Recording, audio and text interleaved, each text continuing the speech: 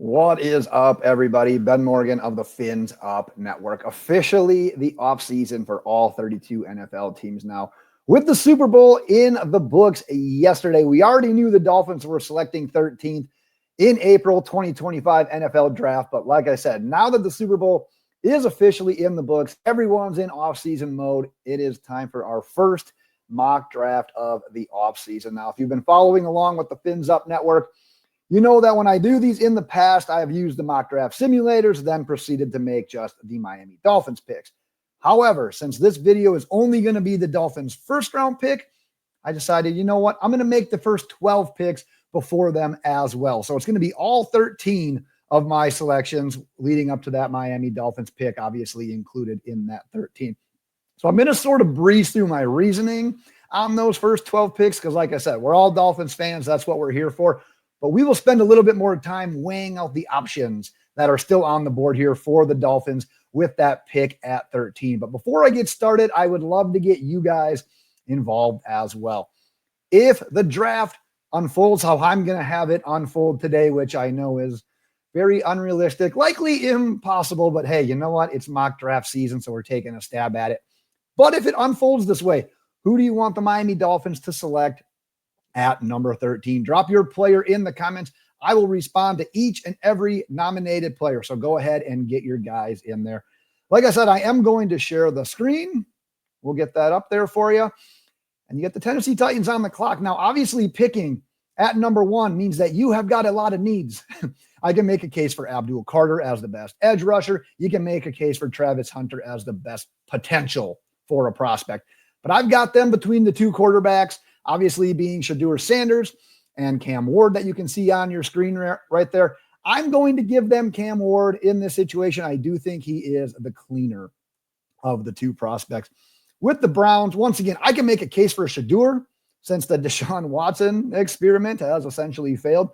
However, I do think the Browns will look to address quarterback in free agency, and this puts them in a prime spot to get their Myles Garrett replacement in the event they are able to trade him this offseason. So we will give them Abdul Carter there at number 2. With the Giants, if Abdul Carter is still on the board, you can make a solid argument right there for him at number 3. Travis Hunter, once again, extremely intriguing with his versatility, but you have got to find your quarterback that's going to maximize last year's first rounder in Malik Neighbors. So I am going to go with Shedeur Sanders in this spot here for the New York Giants. With the Patriots, they could go a variety of ways, and I believe they could hit with this pick, which sucks for us. I really don't want them to hit, but they could go a variety of ways, like I said, and hit with this pick. But at this point, I think they go with the stud cornerback to pair with Christian Gonzalez. While, yeah, they're still getting a guy that can contribute on the other side of the ball as well and be a weapon for Drake May. So with the Patriots, I'm going to give them Travis Hunter, who, as you can see there, was number 1 on the Pro Football Network, a big board. With the Patriots, I think the Jaguars, quite honestly, would absolutely love for Travis Hunter to fall to them. He hits a position of need on the defensive side of the ball. He'd likely be best player available at this point. Simply put, the Jacksonville Jaguars are in desperate need of some star power, and Travis Hunter would be that star.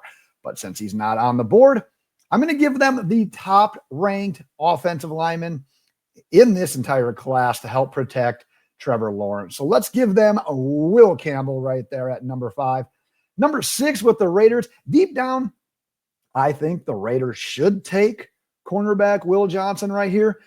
But after hiring both Pete Carroll as your head coach, Chip Kelly as your offensive coordinator, I feel like maybe that urge to get the wide receiver 1 in this class might end up being a little bit too strong. So I have penciled them in with Ted McMillan, the wide receiver out of Arizona. Leads us to the Jets, where I think this is another prime spot for a guy like Will Johnson to come off the board, especially if DJ Reed ends up walking in free agency.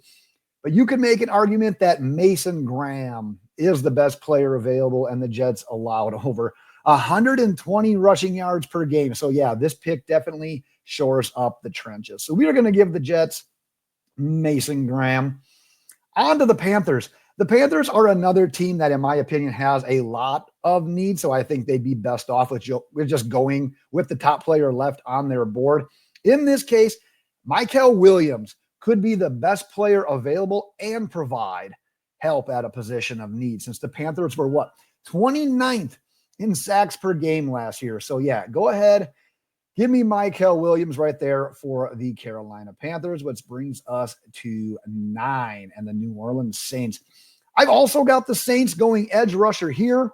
It's a premier position in today's pass-heavy NFL. They need to replenish their pass rush as well. Cam Jordan is not getting any younger.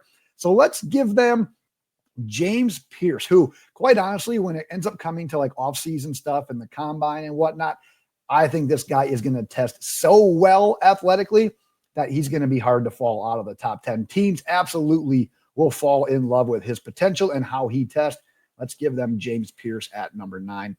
With the Bears, I'm going to give the Bears the second offensive lineman off the board here in this situation. Deep down, they've just got to protect the merchandise, right?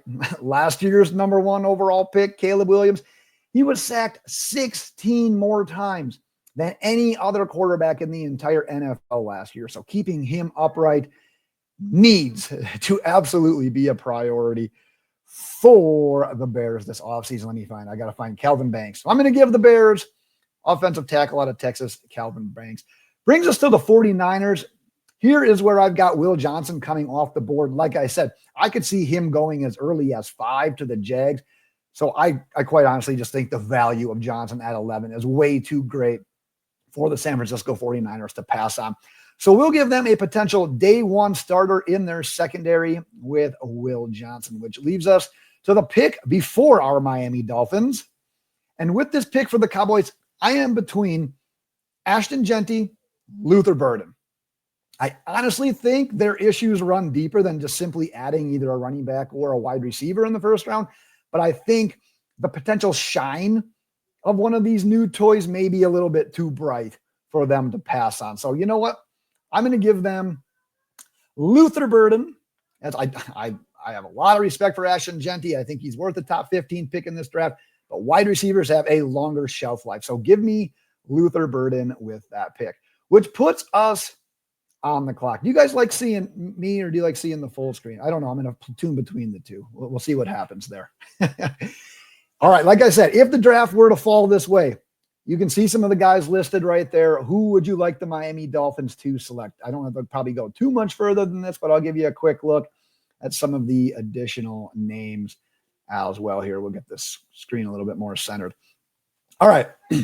In my opinion, if the draft falls this way, we have got a very tough decision to make ahead of us. Not us, Chris Grier, Mike McDaniel, those guys get to worry about this.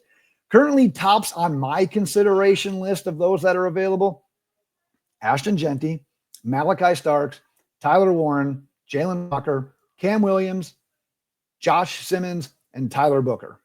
So my initial thought when it broke this way was, you know what, take Malachi Starks.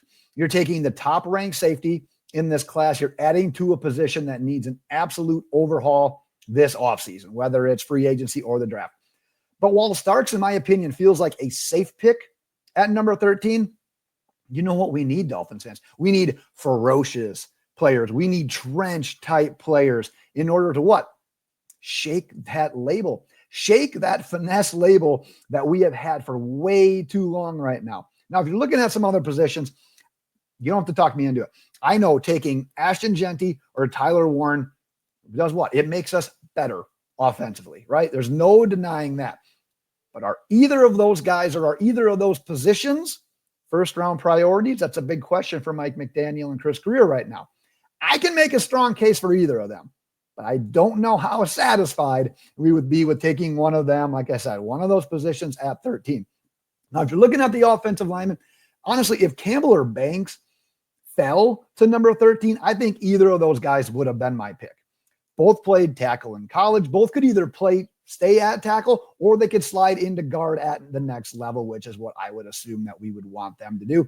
Both would make a strong case argument for best player available at 13. However, with both gone, obviously we need to look elsewhere. So let's take that look to Jalen Walker out of Georgia. I asked my connection with the team about how they feel about a prospect like Jalen Walker. He told me that they like him. They really like what he would bring to the table. He can play off-ball linebacker. He can play edge rusher. So he's a little bit of a chess piece in that regard. They like that versatility from him. What I saw when I watched the tape as well, outside of that, he can be very successful spying the quarterback. And we all know that's something that we have absolutely struggled with. And we have got one of the best running quarterbacks in our division that just won the MVP. We got to do something about that, right? Now, my hesitation with potentially making this pick is that looming question as to whether he's best suited as, that off-ball linebacker or an edge rusher. Because part of me says, you know what, dude? Pick a position, focus on getting better at that. But man, like I said, his tape is really impressive at both positions. Plus, he's got what I really like, what we talked about, the ferociousness. He's got that level of nastiness to him. And the other thing I'll say about him is that his football IQ appears to be much better than the last Georgia linebacker we selected. I'm not breaking any news, Channing Tindall. Plus, and this is probably the biggest selling tool of them all, we'd be adding yet another Jalen to this roster, and somehow it'd be yet another new way and a different way of spelling it. So Dolphins fans, turn the card in. I am going to go at 13 with linebacker Jalen Walker out of Georgia. As you can see right there, I'm going to take the screen off. But like I said, I do want to hear who you guys had picked at this point in time. But like I said, that's at least where I'm at currently. As of Monday following the Super Bowl, there is lots of time left to go before the draft. Lots of moves, obviously, to make in free agency. So we will be doing a bunch more offseason coverage and mock drafts leading up to draft day. But like I said, Dolphins fans, I want to hear from you. If the draft were to break like it did in today's mock with those first 12 picks, who at 13 would you like to see the Miami Dolphins select? Go ahead, let me know in the comments. Go ahead and get subscribed if you haven't done so already. Definitely appreciate all of you that have already done that. Looking forward to see your nominations, Dolphins fans. Like I said, I will respond to each and every nomination that you guys drop in the comments with my thoughts and opinion on it as well. So definitely let me know in the comments. We will end it right there for today, Dolphins fans. But until next time, fins up.